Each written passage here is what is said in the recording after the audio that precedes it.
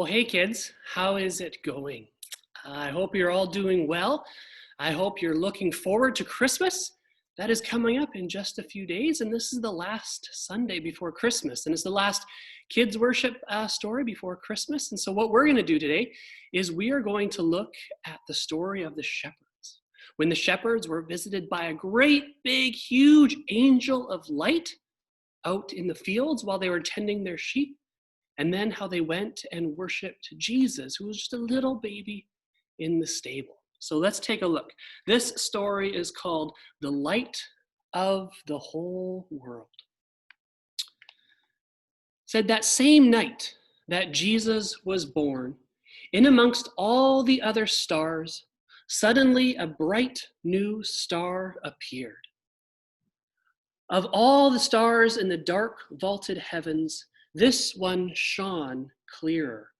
It blazed in the night and made the other stars look pale beside it. God put it there when his baby son, Jesus, was born, to be like a spotlight, shining on him, lighting up the darkness, showing people the way to him.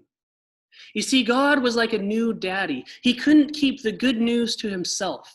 He'd been waiting all these long years for this moment, and now he wanted to tell everybody. Look at that bright, bright light. And so God pulled out all the stops. He sent an angel to tell Mary the good news. He put a special star in the sky to show where his boy was.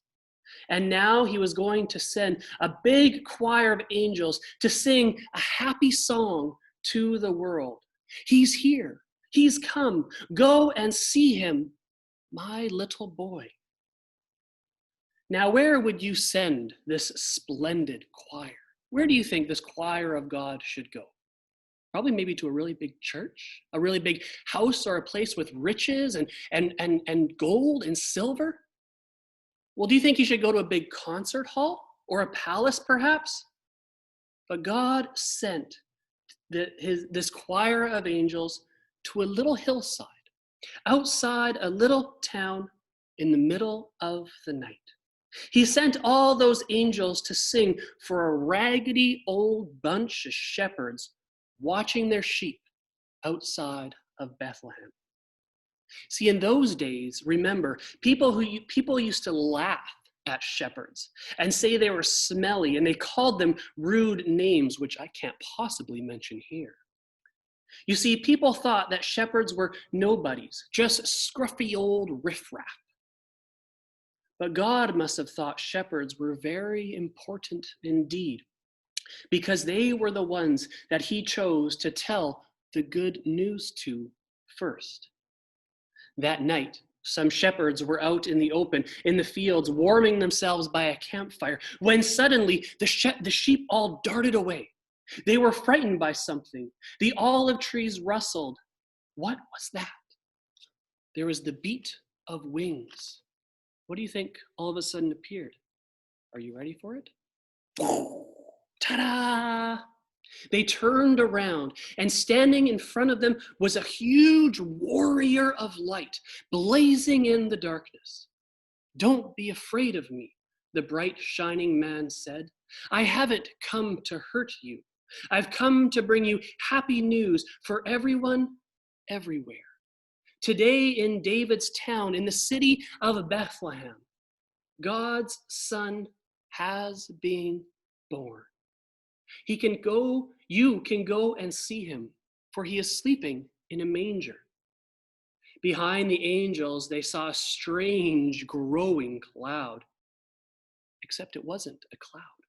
It was angels, troops and troops of angels armed with light.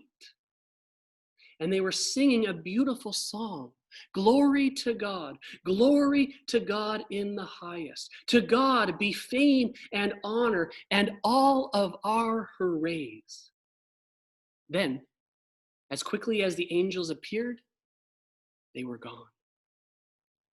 The angels stamped out their fire, left their sheep, and raced down the grassy hill, through the gates of Bethlehem, down the narrow cobbled streets, through a courtyard, down some steps, past and in, around a corner, through a hedge, until at last they reached. What did they reach? What did they reach?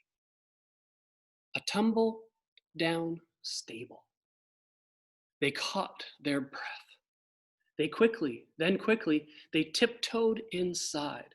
They knelt on the dirt floor. They had heard about this promised child, and now he was here. Heaven's Son, the maker of the stars, a baby sleeping in his mother's arms. The baby would be the bright star shining in the sky that night, a light to light up the whole world, chasing away the darkness, helping people to see.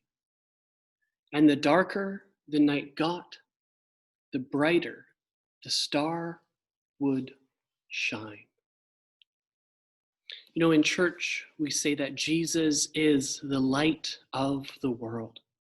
It means that no matter how dark things may get, maybe in your bedroom they're dark and you get dark and scared at night, you can be assured that Jesus is the light, that Jesus is always with you. And this is what we celebrate at Christmas time, that light has come into the world, that Jesus has come into the world, and that he loves each and every one of you so very much.